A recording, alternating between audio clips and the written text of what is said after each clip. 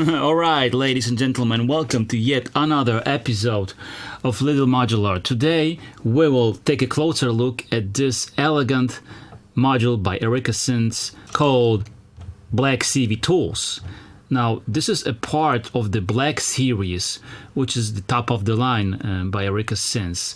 So it has those nice, fat, vintage knobs. Lots of space to operate, no tiny knobs, nonsense. This one seems like nothing much, potentially boring, because if I tell you that this module is a CV scaling, mixing, and inverting and CV extraction tool, you'll probably go like, oh, well, maybe I'll just buy some nice complex oscillator or something that actually makes or processes sound.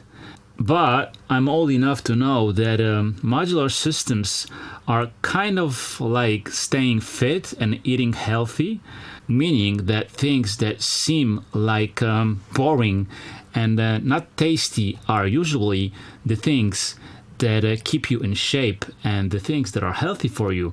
And it's kind of the same with modular things. Like this module really seems like nothing much, but it allows you for so much control over your CV signals. See, the thing is with the modulation signals that most of the times you don't need the whole range of the modulation. Like if you're applying an LFO to a cutoff on the filter, you probably won't need the whole range. Most of the times you need subtle movements, just a bit of a certain range, and most of the times also you probably wouldn't just end up with a simple modulation.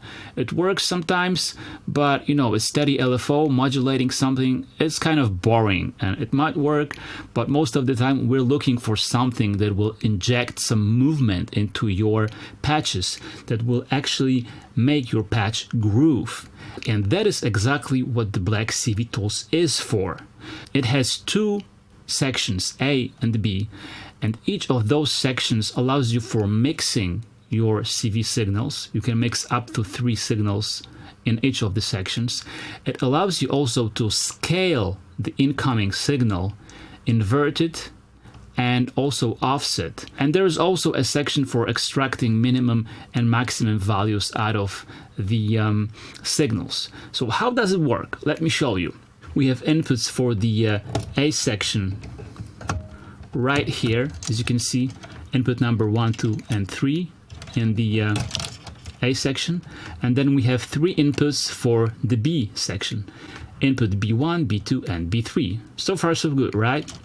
Then we have mix A and mix B outputs. That means that whatever you plug into section A will appear mixed in the section A, and whatever you plug into section B, it will appear at the mix B out. Now, if you use those two, mix A and mix B outputs, those knobs here won't do anything. It's just plain mixing. The fun really begins when you start using the SCLA and SCLB. These are scaling A and scaling B outputs. I have my favorite Erica synth voice on the right, and I'll be using the CV modulation for the cutoff. I have this really nice simple patch going on that you have heard at the beginning of the video. It's just some hex inverter drums, and the bass is coming out of synth voice. Okay? We have this really nice polyvox filter action. Now, if I connect a simple LFO from my Batumi and open up, okay, we can hear it's working nicely. By the way, it's all clocked to Pamela's workout, so we have some nice rhythmical action. And you know, it's fine, but it's also kind of boring. Now let's connect it to input number 1 on Black CV Tools, and let's use the mix out of this section to again CV2 on the synth voice. It's the same thing, nothing changes. Now what I could do, I can mix some other waveform from the Batumi, alright, which has some different maybe wave shape and different speed. It's more interesting, but still I have no control over it. To make it more interesting, what I can do is I can switch it from mix A output to the scale A output.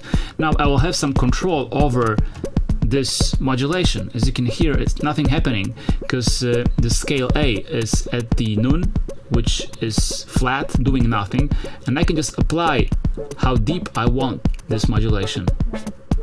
Okay? And you can see LEDs above showing me the action. So as you can hear, it just allows me for greater flexibility. I can take control of the CV signal. I can invert it, I can offset it. So more control. I can connect a third LFO. Let's say this is some kind of random LFO from my quad LFO by Modcon. And you can already hear it starts to, you know, take a really nice, interesting shapes. That's a really cool one. The cool thing is that section A and section B are normalized, so I can just take the signal out of section B if nothing is plugged into section A, like so.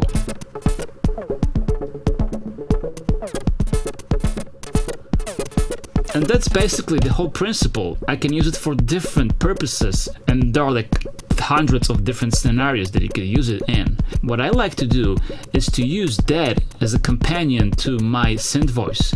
I use the first section for controlling the filter, as you have heard, and I'm using the second section to control the pitch of the whole thing in conjunction with the tip-top quantizer.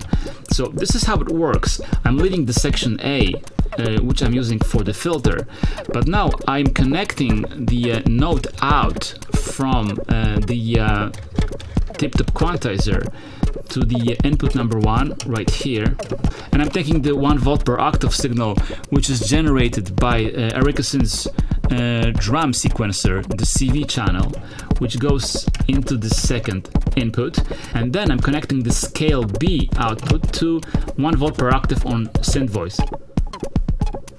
I'm not sure if you can see it, but now I can dynamically transpose the whole section with the buttons right here with the keyboard, or I can just use the slider. And this works in conjunction with those two knobs, which again allow me to scale and offset the whole thing, so also transpose. And let's not forget that when we change the LFO speed, we change the whole arrangement.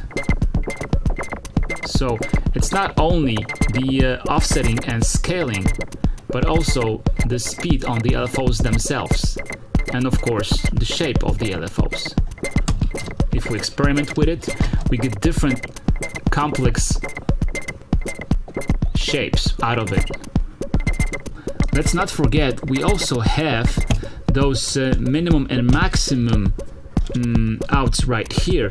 These derive the maximum and minimum curves out of the A and B section. So I can connect something in here and I'll have yet another shape. One more thing about those outs, you can actually switch where do they derive the signal from, being it from the mix outs or from the scaling outs, and you can do that independently for minimum and maximum outputs. This is switchable with the jumpers at the back of the module, so please refer to the manual for the exact instructions on how to do that, but it's possible, definitely. The other thing I like to do is to inject some sequences into the ends. Like I have the same sequence running from Drum Sequencer and also from Metropolis. And listen how much groovier the whole thing becomes.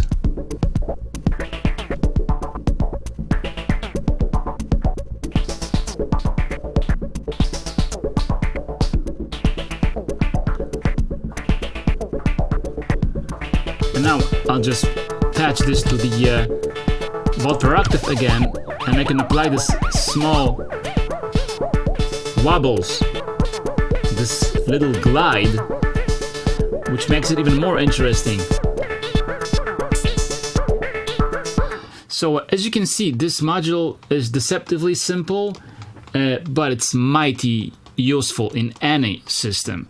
So if you are lacking some dynamic CV action in your system, CV Tools is the way to go. And that's pretty much it. If you have any questions or suggestions, please leave a comment below, and if you liked the video, if you found it useful, please subscribe, like it, and spread the good word. Thank you very much. I'll see you next time. Take care.